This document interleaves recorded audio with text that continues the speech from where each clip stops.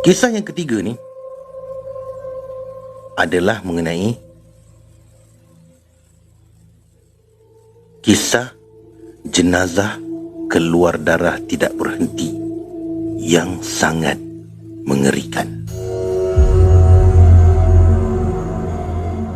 Diceritakan oleh Ustaz Nahrawi Marzuki. Peristiwa yang ingin saya ceritakan adalah mengenai satu jenazah yang bagi saya cukup aneh. Darah tak putus-putus keluar daripada seluruh tubuhnya. Tak tahulah kenapa. Tapi dari sejak Allahyarham meninggal dunia, darah tak henti-henti keluar. Allahyarham ni meninggalnya kerana sakit, bukan sebab kemalangan. Doktor pun mengesahkan tidak ada penyakit yang boleh menyebabkan jenazah berdarah macam tu sekali. Apakah yang berlaku pada Allahyarham? Peristiwa tersebut berlaku beberapa tahun lalu di sebuah tempat di Selangor. Tapi maaflah nama orang dan nama tempat kejadian tak dapat saya ceritakan. Ialah Allahyarham ni adalah seorang lelaki, meninggal ketika berumur 50-an atau 60-an tahun, dan semasa hidupnya Allahyarham bolehlah kita golongkan sebagai orang kaya. Dia ni pegawai kerajaan dan pernah menjadi penolong pengarah agensi tempat dia bekerja. Allahyarham ni ada beberapa orang anak. Beliau meninggal dunia di rumahnya pada pukul 8.30 malam kerana sakit biasa. Tapi saya diberitahu doktor sendiri pun tak tahu apa penyakit yang dihadapinya.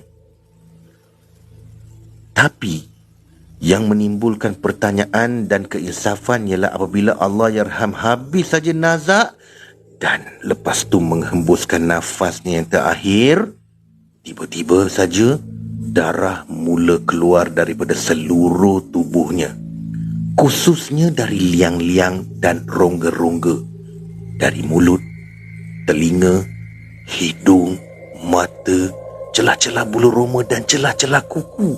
Masya Allah. Mula-mula sikit, tapi makin lama makin banyak,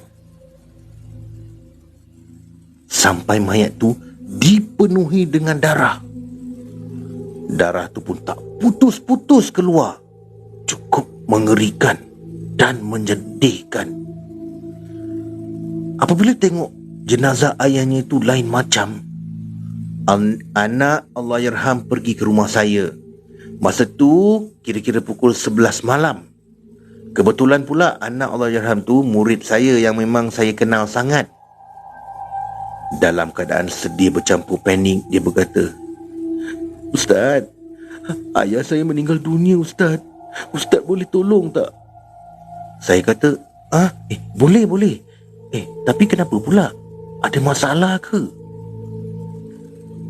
Terima kasih Zurina. Mayat ayah saya ni agak lain sikit lah, Ustaz. Saya minta sangat Ustaz dapat tolong kami, kata anak Allahyarham tadi. Bagaimanapun dia tidak menceritakan pada saya apa yang terjadi pada mayat ayahnya tu. Saya pun pergilah ke rumahnya. Apabila sampai di rumahnya, barulah dia menceritakan apa yang sebenarnya berlaku. Saya naik ke atas rumah dan terus pergi ke tempat Allahyarham diletakkan. Dan Masya Allah, saya tengok darah sudah penuh di seluruh badan Allahyarham. Baunya pun semakin hanyir, busuk, dan busuknya pun lain dari yang lain. Ya Allah, sukar untuk saya gambarkan, hinggakan kemian yang dibakar dan bau-bauan pun tak boleh mengurangkan bau busuk jenazah tersebut. Apabila saya pandang wajah Allahyarham, saya lihat ia seperti dalam keadaan cemas, takut. Langsung tidak ada tanda-tanda kejernihan dan nur di wajahnya. Apa yang sebenarnya dialami dan dirasai oleh Allahyarham ketika itu, wallahu alam. Allah yang lebih mengetahui. Maha suci Allah, mayat ini cukup pelik sebab baru 2 jam lebih dia meninggal tapi begitu aib sekali keadaannya. Dalam hati saya berdoa dan beristighfar supaya saya dapat uruskan dengan cara terbaik dan tidak berlaku lagi sesuatu yang mengaibkan Allahyarham. Saya pelawa beberapa orang kawan untuk uruskan jenazah tadi. Kami ambil kapas dan tutup mulut, hidung, mata, telinga dan rongga-rongga besar pada jenazah. Tapi Allah itu maha berkuasa. Kapas itu tidak mampu menahan darah yang keluar. Apabila dicabut kapas yang sudah basah dengan darah untuk digantikan dengan kapas yang lain, darah melilih keluar dari rongga-rongga tadi, menjijis hingga kain dan tikar tempat kami baringkan jenazah tu menjadi merah. Tak tahulah berapa banyak kapas yang kami gunakan, tapi tak berkesan juga. Allah jua yang menentukan. Waalaikumsalam, Ustaz Edit View. Terbaik ya Ustaz. Allah jua yang menentukan ya. Tidak cukup dengan darah, tambah menyedihkan saya ialah muka dan kulit di seluruh tubuh Allahyarham tadi tiba-tiba menggerutu. Keluar satu bahan berlendir, menggerutu macam cacar yang berbonjol-bonjol di muka dan badannya. Bonjol-bonjol kecil itu seperti bernanah dan busuk baunya. Makin lama, bonjol-bonjol tu makin banyak hingga tidak keterlaluan. Kalau saya katakan di sini ialah wajah jenazah tersebut sudah tidak menyerupai wajah manusia lagi. Melihat keadaan melihat keadaan jenazah yang sebegitu rupa, saya pun katakan kepada semua kaum keluarga Allahyarham dan pembantu saya, kita mesti kebumikan jenazah ni malam ni juga. Jadi mereka pun bersetuju. Selain daripada 2 orang pembantu, 3 orang anak Allahyarham juga menolong saya menguruskan jenazah bapanya. Tapi sedih, seorang demi seorang anak Allahyarham tu pengsan kerana tidak sanggup melihat keadaan jenazah bapa mereka. Akhirnya tinggallah saya dengan 2 pembantu saya tadi. Bagi mengelakkan tomahan orang dan tak mahu kain kafan menjadi merah, saya ambil keputusan untuk membalut Allahyarham dengan plastik. Plastik alas meja yang berwarna putih. Selepas tu, barulah kami balut jenazah tadi seperti biasa dengan kain putih. Mengikut syarak, mayat tidak digalakkan dikebumi malam-malam. Tapi dalam keadaan darurat seperti itu, saya tidak boleh tunggu lama-lama. Kebetulan pula kawasan perkuburan terletak tidak jauh dari rumah Allahyarham, kira-kira 2 kilometer saja. Jadi kami cari lampu dan spotlight. Dalam waktu dini hari yang gelap dan sejuk tu, kami suluh jalan dan kawasan kubur Allahyarham. Kami mula kebumikan Allahyarham kira-kira pukul 1:30 pagi. Sampai saja di kuburnya, berlaku sekali lagi peristiwa aneh yang amat mengharukan. Kuburnya dipenuhi air.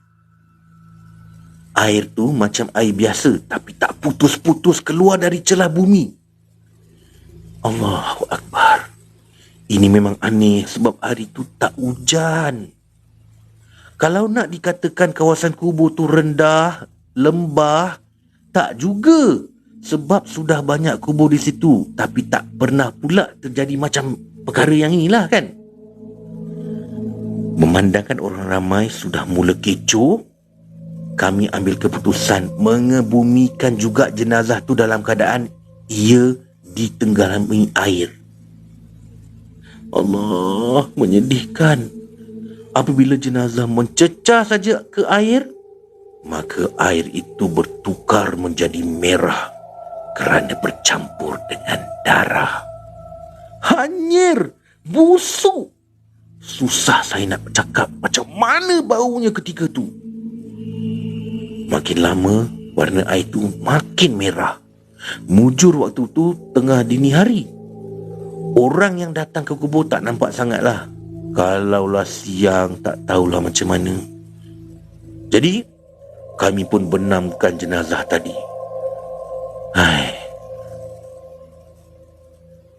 Endal betul-betul dan kemudian tutup dengan papan. Kami buat betul-betul supaya jenazah tidak terlungkup. Selepas selesai semuanya, kubur pun dikambus. Selesai ditalkinkan, saya dan semua yang menghantar Allahyarham ke kubur kembali semula ke rumah masing-masing dan saya menenangkan keluarga Allahyarham yang bersedih. Entah apa kesalahan yang telah Allahyarham lakukan, saya pun tak tahulah. Yang tahu cuma Allah dan Allahyarham.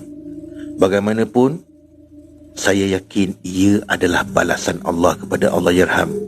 Bagi saya ini satu iktibar untuk kita semua ya. Saya tidak mengatakan Allahyarham telah melakukan sesuatu kesalahan besar, tapi bagi saya darah ini mempunyai 3 kaitan dan mungkin apa yang berlaku pada Allahyarham ada kaitan dengan salah satu. Ini kemungkinan lah ya. Pertama, jangan sekali-kali kita membunuh orang. Menamatkan riwayat orang ni banyak caranya. Saya bukan kata Allahyarham ada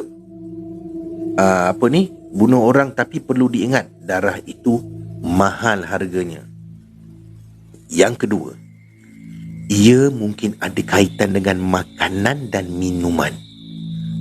Janganlah kita memakan makanan dan minuman yang haram, sebab ia menjadi sumber darah yang mengalir dalam tubuh kita. Jauhkan diri daripada rasuah, makan harta anak yatim atau duit masjid, harta pusaka dan sebagainya yang bukan milik kita. Ketiga, hormatilah darah. Kalau ada darah di rumah atau di jalan raya akibat kemalangan, bersihkanlah dengan air. Bagi perempuan, ingin saya ingatkan ya, cucilah tuala wanita semasa haid dan nifas selepas anda menggunakannya. Jangan buang terus. Cuci dulu. Bersihkan darah dengan air bersih, baru dibuang tuala tu. Jangan buang begitu saja. Selagi masih ada darah kotor yang melekat pada tuala tu, tolong ya. Walaupun darah tu kotor, tapi ia juga makhluk Tuhan yang perlu dihormati. Renungkanlah diri kita dan jadikanlah kisah ini sebagai iktibar. Ingatlah, satu hari nanti kita juga akan menghadap Allah Subhanahu Wa Taala.